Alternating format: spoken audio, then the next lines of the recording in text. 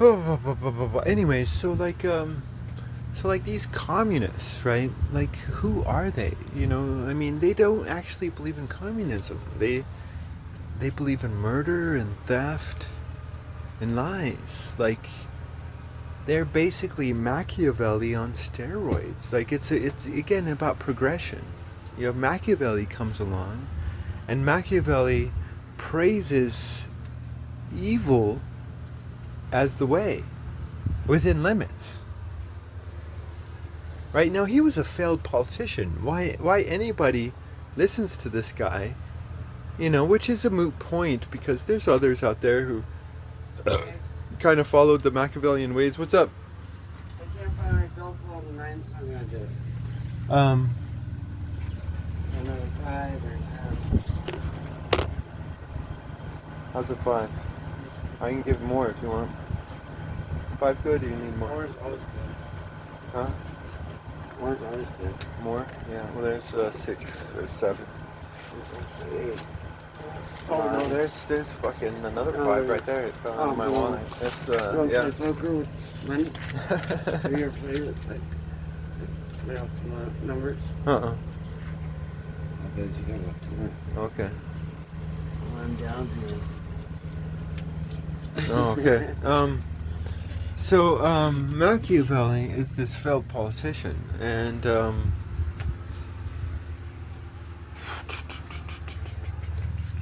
but you know, again, that's a moot point because there's other people who were like Machiavelli. Like there was this German politician, I forgot his name.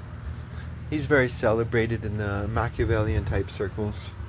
He was more successful, but not really because ultimately the German people ended up failing.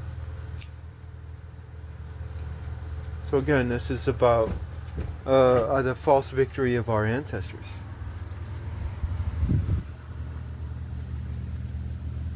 But I mean, to me, what it comes down to is it's just what we like about the story, right? Like what do a lot of us like about the story? Oh my God! Okay, hold on. What's up? What? Say what? Hold it so I can get in her. Okay. Hold her. Yeah, no, I got it. Trying to roll on. I got it. Oh shit! It is rolling, huh? Oh, you better get inside. Shit. Okay. God damn it. What the fuck? Did you have it in neutral or something? No. No? It's probably connected. Okay, probably. I see that. Yeah, No, I totally see that. Alright, see you in a bit.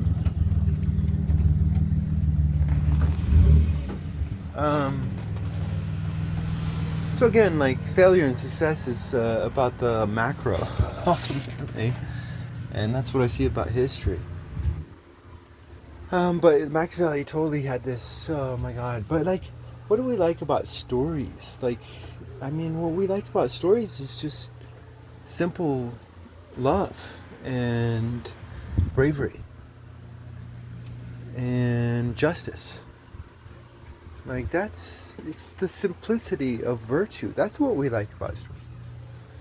And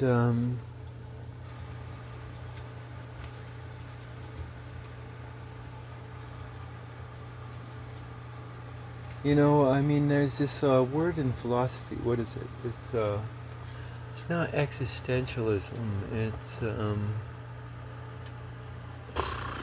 It's like the way things are. What is it? I don't know. Anyways, but if you look at the way things are, it's like someone who has love has the ability to bond with somebody, whether they succeed or not. Like, how many people succeed and they've got no bonds? They're all false bonds by sycophants or dependents. And the person who's succeeding wants dependence, and they don't want love. I mean, love is always successful. Always.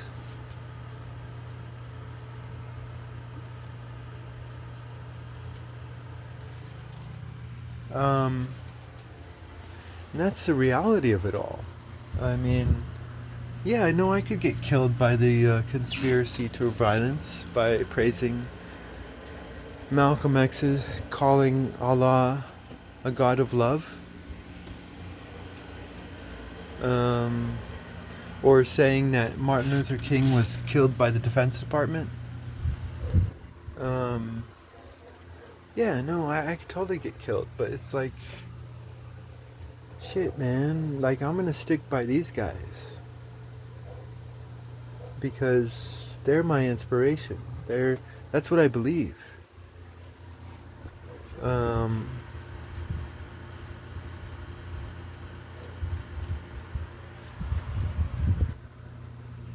You know, I don't believe you should kill diplomats just because they don't worship your God. Like, you don't kill diplomats. Like, diplomats are the talking guys. If you kill the diplomats, then it's just pure, total war.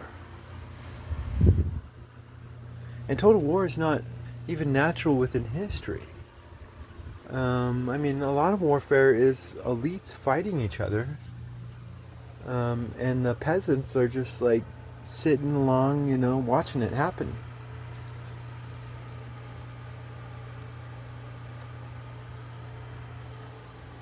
Getting ruled over by the winners, right? Because the winners want to use the peasants. They don't want to kill the peasants. Like in total warfare nowadays. They want to use the peasants for their own benefits, right? So like modern historical analysis of total genocide is just not historically accurate. It's not a dog-eat-dog world because dogs don't eat each other.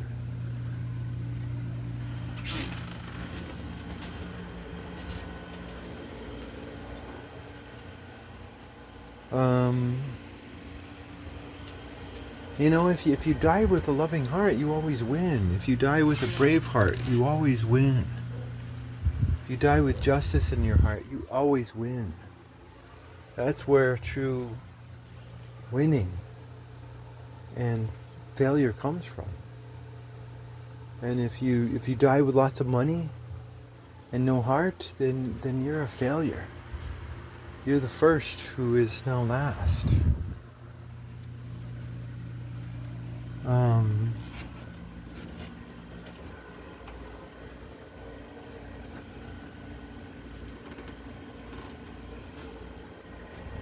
So don't believe all this Game of Thrones bullshit. Okay, because like that fat man is writing about characters that you would never want to be around in your own life.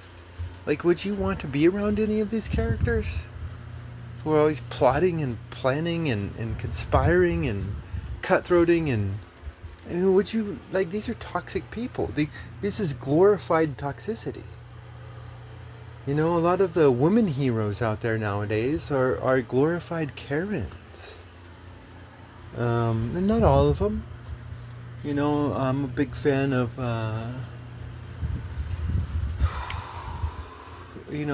John Connor's mother. I'm a big fan of,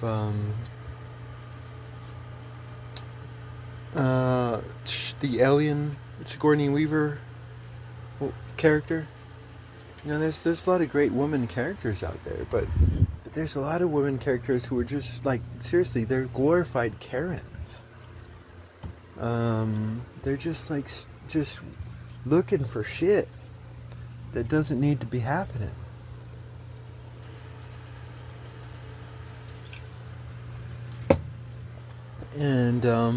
And so people don't like those stories. They don't like the stories of a glorified Karen. Man, the Karens love those stories. But the rest of us who love and nurturing don't like those stories. I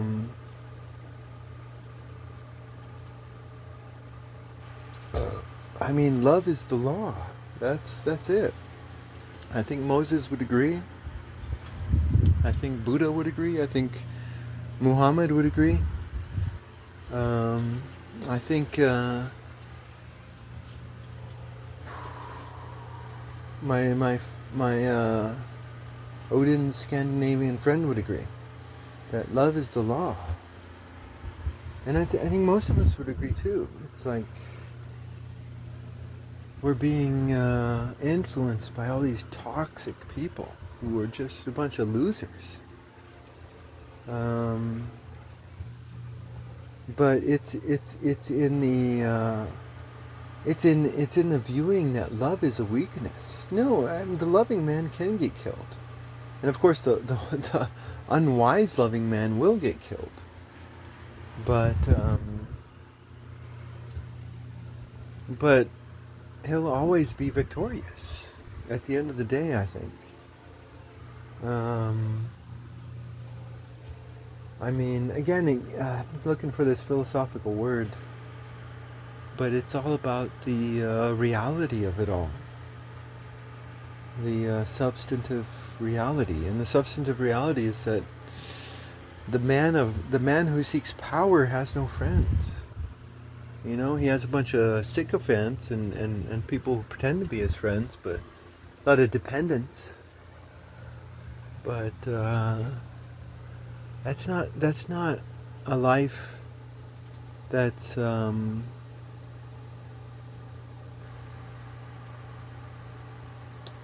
worthy of admiration.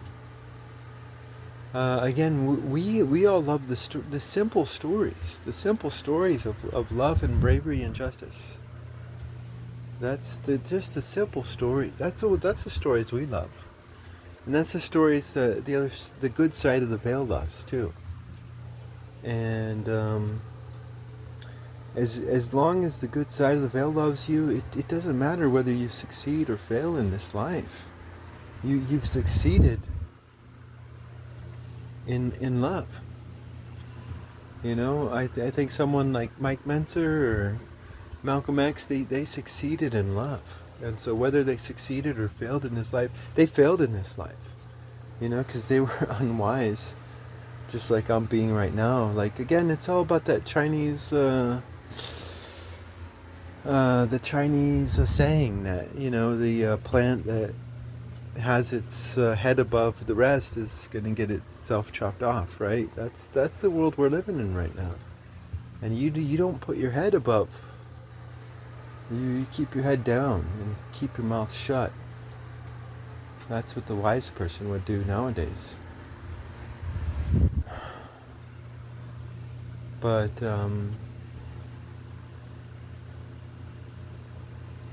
I mean, like a lot of the movies coming out nowadays are praising the criminal as the hero, like propaganda. Like this is about controlling the population.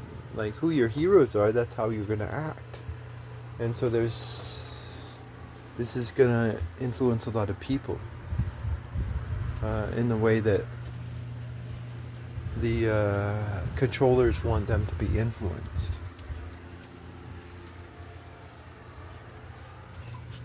Like one of the things that pisses me the fuck off is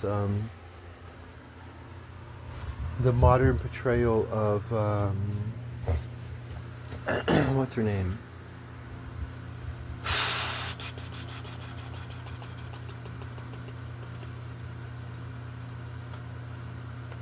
Oh my god, what's her name? I have a story about her actually in my head. I haven't written it out yet, but it's in my head.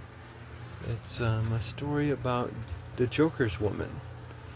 What's her name? Anyways, the Joker's woman. And this modern story about the Joker's woman just pisses me off. It really pisses me off. Because, like, one of my favorite stories is Batman the Animated Series. I just love Batman. I think Batman the Animated Series was just classic art. And but within Batman the Animated Series, the Joker's woman was a professional psychologist. She was a an intelligent woman. You know, she wasn't this idiot criminal. No, she was a very intelligent woman. She was a professional. But she was a professional who broke bad. You know? I mean, it's a very intriguing story. And the reason she broke bad, you know, and I wrote a story about, or I created a story about her in my head. It's a fun story. But, no, like turning her into this just, like, low-life criminal just pissed me off. But that's one of the trends in a lot of the modern stories. It's like, oh, the criminal is now the hero. The criminal is now the hero.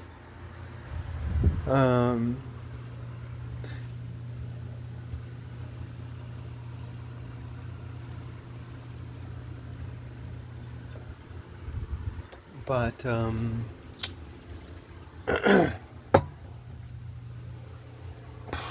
yeah, no, but we're rejecting it. Like everybody's rejecting a lot of this stuff going on now. Um,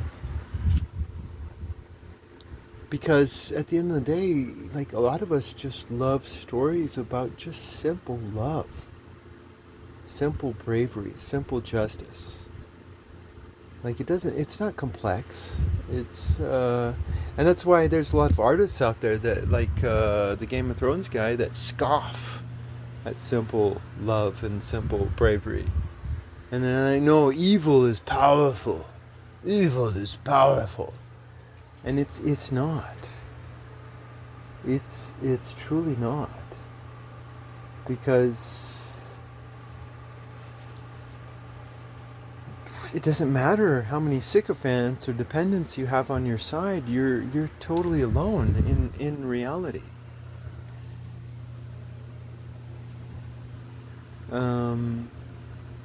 And all of these Game of Thrones characters, we wouldn't want to be around any of them.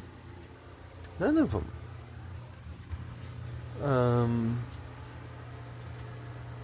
This is all a celebration of toxicity. Like that's what a lot of modern stories are about. They're about this celebration of toxicity. And it's all being rejected out there because we know, even though you don't know, because you're all a bunch of pussy ass bitches, that simple love, simple bravery, simple justice, that's the way. But it's not always so simple, right? Because you have someone like Billy the Kid, right? And Billy the Kid was fighting for justice. He was.